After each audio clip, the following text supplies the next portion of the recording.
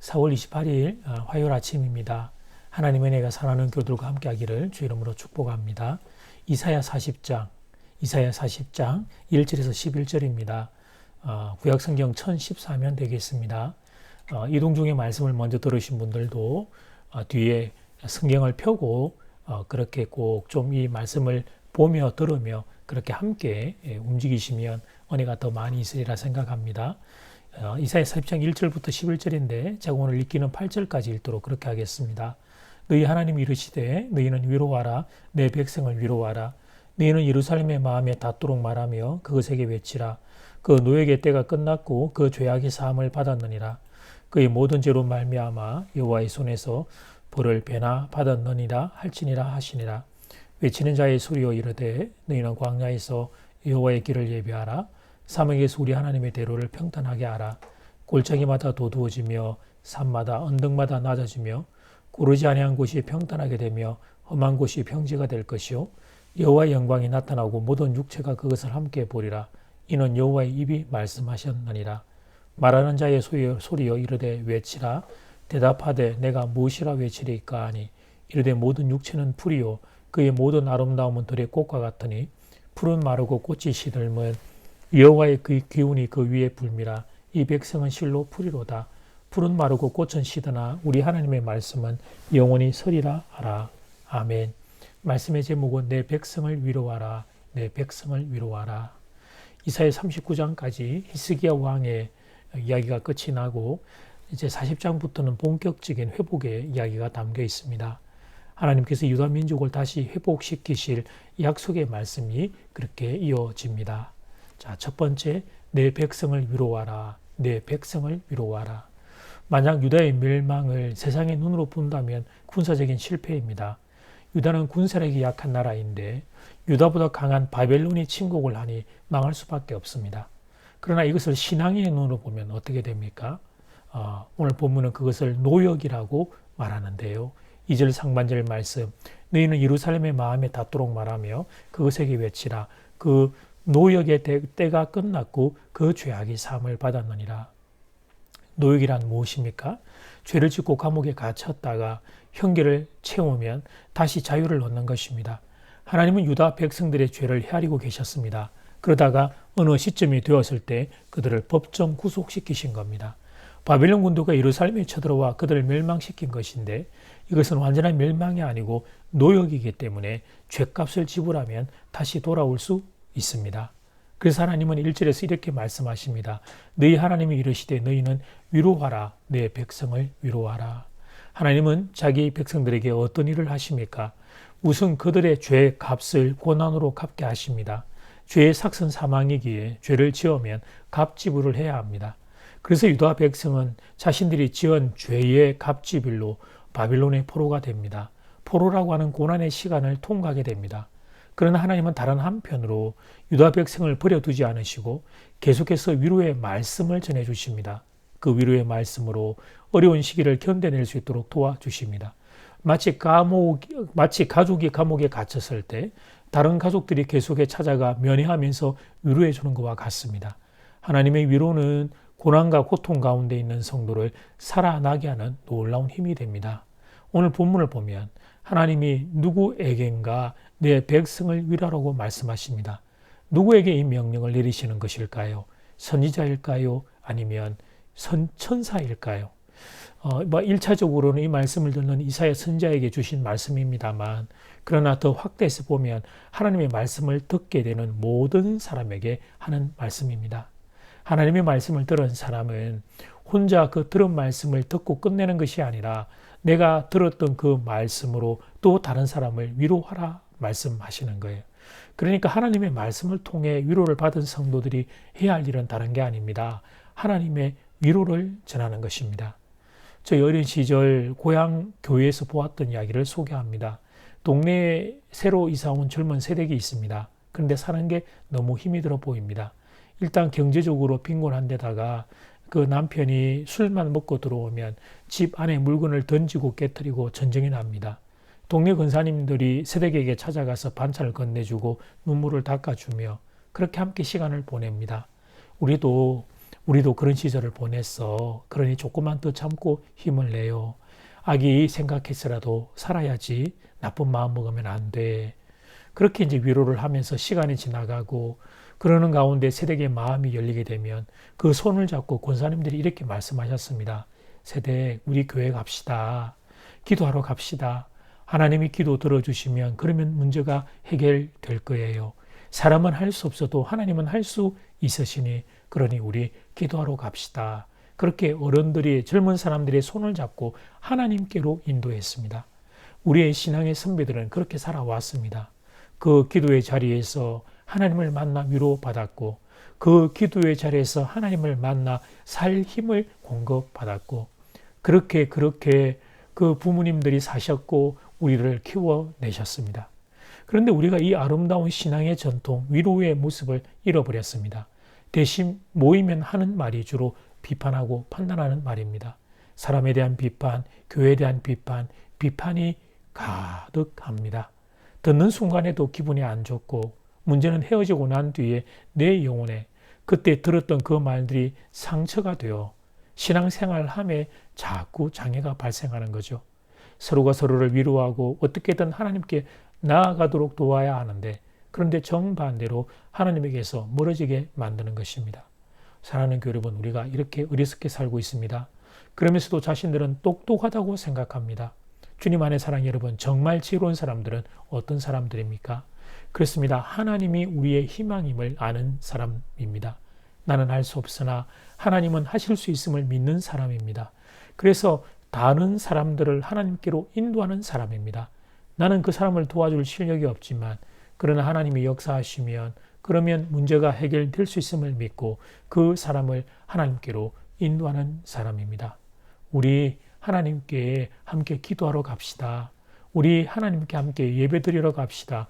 이 위로, 이 격려, 이것이 정말 지혜로운 사람들의 언어 습관입니다.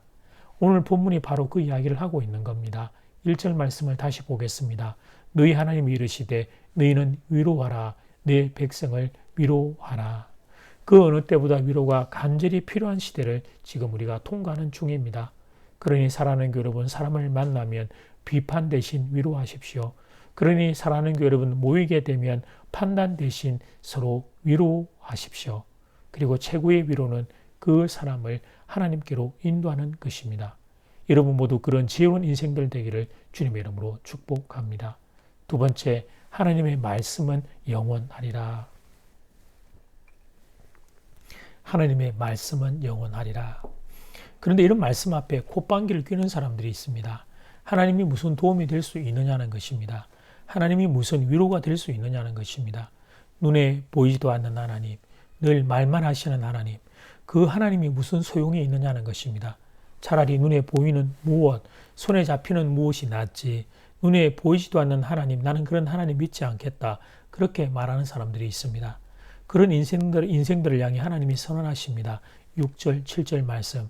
말하는 자의 소리여 이르되 외치라. 대답하되 내가 무엇이라 외치리까 하니 이르되 모든 육체는 풀이요 그의 모든 아름다움은 들의 꽃과 같으니 풀은 마르고 꽃은 시들면 여호와의 기운이 그 위에 불미라. 이 백성은 실로 풀이로다. 말하는 자에게 하나님이 명령하십니다. 풀은 마르고 꽃은 시든다고 외치라고 하나님이 명령하십니다. 우리가 잘 알듯이 대통령은 죄위시에는 막강한 권력을 가지고 있습니다. 그러나 그 권세도 그 자리에서 물러나고 나면 아무것도 아닙니다. 미국의 전임 대통령들의 함께 모인 사진을 본 적이 있습니다. 그 사진을 보고 두 가지 사실을 생각했습니다. 첫째, 우리나라도 미국처럼 전임 대통령들이 저렇게 화목하면 좋겠고 존경받을 수 있으면 좋겠다. 두 번째, 그 기라성 같은 미국의 대통령들도 다 나이가 들고 늙을 수밖에 없구나라고 하는 그런 생각이었습니다.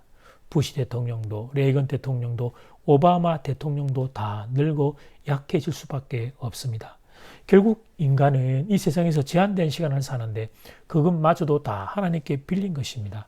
그래서 때가 되면 하나님께 받은 그 모든 것을 다 하나님께 반납해야 합니다. 7절 말씀, 푸른 마르고 꽃이 시들면 여호와의 기운이 그 위에 불미라. 이 백성은 실로 풀이로다. 여기서 여호와의 기운이 분다 하는 것은 당시 고대 근동 아시아의 상황에서 비유를 들어보면 뜨거운 사막의 바람을 상징합니다. 그것을 시로코 그렇게 부른다고 하는데 한번 불기만 하면 모든 풀들이 다 시들어 죽어버리게 됩니다. 그렇게 싱싱하고 푸른 풀들도 이 사막의 뜨거운 바람 시로코가 불면 단 하루 만에 죽어버리게 됩니다. 인생이 바로 그렇다는 것입니다.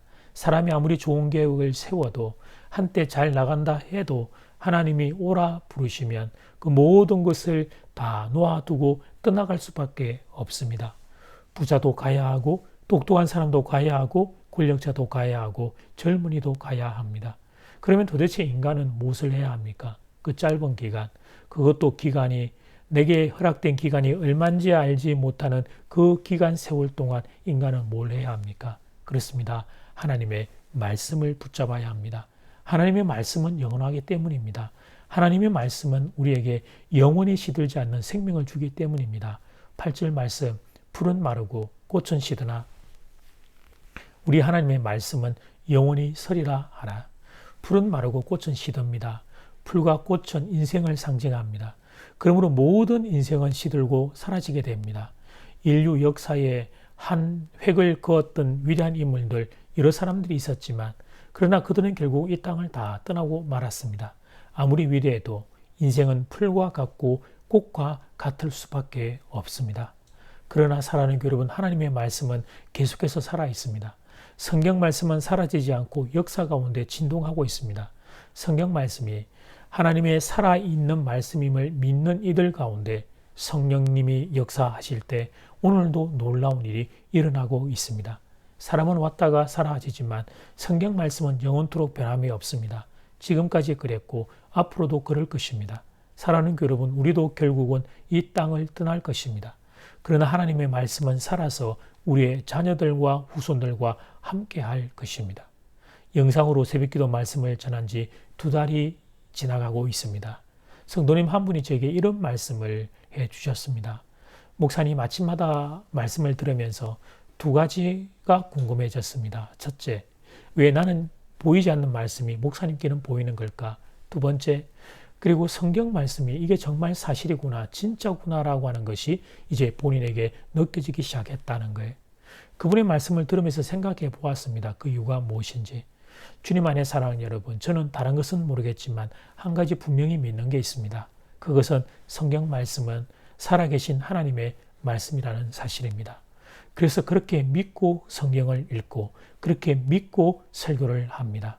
결국 모든 것이 다 하나님의 말씀대로 될 겁니다. 세상의 모든 것이 다 사라져도 하나님의 말씀은 영원할 겁니다. 이 사실을 믿는 이들에게 하나님의 말씀은 오늘도 살아있는 능력이 될 것입니다. 저희의 믿음이 여러분의 믿음 될 수 있기를 주 이름으로 축복합니다. 함께 기도드리겠습니다. 하나님, 정말 지혜로운 사람이 어떤 사람들입니까? 그렇습니다. 하나님이 우리의 희망임을 아는 사람입니다. 나는 할 수 없으나 하나님은 하실 수 있는 것을 믿는 사람입니다. 그래서 나의 사랑하는 사람들을 하나님께로 인도하는 사람입니다. 나는 그 사람을 도와줄 실력이 없지만 그러나 하나님이 역사하시면 그러면 문제가 해결될 수 있음을 믿고 그 사람을 하나님께로 인도하는 사람입니다. 그를 보고 안 된다, 그거밖에 안 되냐, 그렇게 하나님 함께 절망하고 하나님 탄식하고 비판하고 판단하며 함께 침울하는 게 아니라 그 사람을 하나님께로 인도하는, 하나님의 위로를 그에게 전하는, 우리 하나님께 함께 기도하러 갑시다. 이 위로를 전하는 지혜로운 사람들, 우리가 그 사람들 되기를 소원합니다. 더 나아가 그 하나님의 말씀은 영원하다는 사실을, 푸른 마르고 꽃은 시드나 우리 하나님의 말씀은 영원하다는 사실을 기억하고 아버지 하나님 그 하나님의 말씀을 붙잡고 살아가는, 그래서 하나님의 살아있는 말씀을 믿고 오늘 내 삶 가운데 성령의 역사하심과 성령의 일하심을 경험하는, 말씀의 살아있음을 깨닫고 누리는 하나님 생생한 증인들 될 수 있도록 하나님 함께하여 주시옵소서. 말씀 듣는 성도들 위해, 하나님 장전제일교회 대한민국의 교회 위에 하나님의 말씀의 능력이 다시 한번 나타나게 되기를 간절히 소원합니다. 예수님 이름으로 기도드립니다. 아멘. 하늘에 계신 우리 아버지여, 이름이 거룩히 여김을 받으시오며 나라가 임하시오며 뜻이 하늘에서 이루어진 것 같이 땅에서도 이루어지이다. 오늘 우리에게 일용할 양식을 주시옵고 우리가 우리에게 죄 지은 자를 사하여 준 것 같이 우리 죄를 사하여 주시옵고 우리를 시험에 들게 하지 마시옵고 다만 악에서 구하시옵소서. 나라와 근세와 영광이 아버지께 영원히 있사옵나이다. 아멘.